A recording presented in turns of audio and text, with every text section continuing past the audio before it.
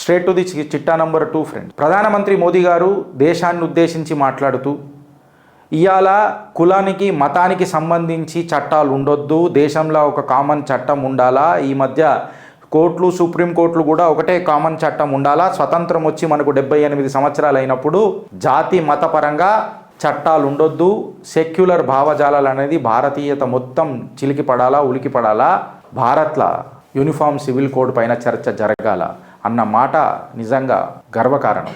దీన్ని విశ్లేషకులు గట్టిగా స్వాగతిస్తారు. భారత్ని ప్రేమించే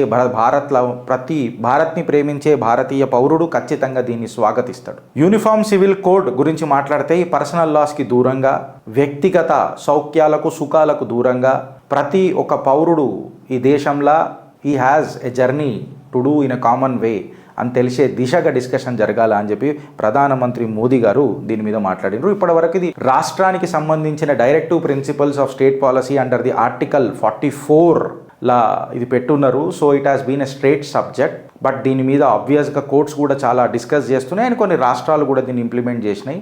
అండ్ మోర్ ఓవర్ దీని మీద చర్చ జరగాల, ఇది ఇంప్లిమెంట్ కావాలా అని చెప్పి దేశ ప్రధాని నరేంద్ర దామోదర్ దాస్ మోదీ గారు మాట్లాడినారు. మోదీ గారికి ఒక చిన్న సూచన, కేవలం యూనిఫామ్ సివిల్ కోడ్కే ఆగొద్దు సార్ మోదీ గారు, ఇది పాపులేషన్ కంట్రోల్ మీద కూడా గిరికి రావాలా, దీని మీద చర్చ జరగాల.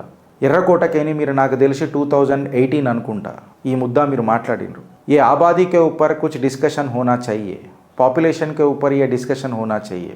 టైం వచ్చింది సార్, మన దేశాన్ని కాపాడుకునే మీతో కాకపోతే ఇక కష్టం సార్ అన్న భావన దేశ ప్రజలలో గట్టిగా ఉంది sir. You are a different, ఆప్ కోన్సే మూలికే పత్తే హో అని చెప్పి మిమ్మల్ని ప్రపంచ దేశాలు చూస్తూ ఉంటాయి. ఈ చర్చ నేను వేరే స్లైడ్ చిట్టా నంబర్ 3కి వచ్చినప్పుడు ఖచ్చితంగా మాట్లాడతా. బట్ దానికంటే ముందు ఈ పాపులేషన్ మీద కూడా మీరు ఒక కన్నెర్ర చేయాలి సార్.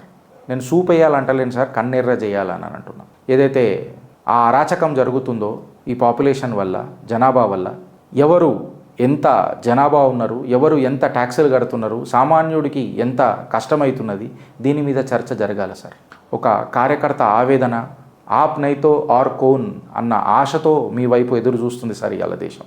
భారత్ మాతాకి జై.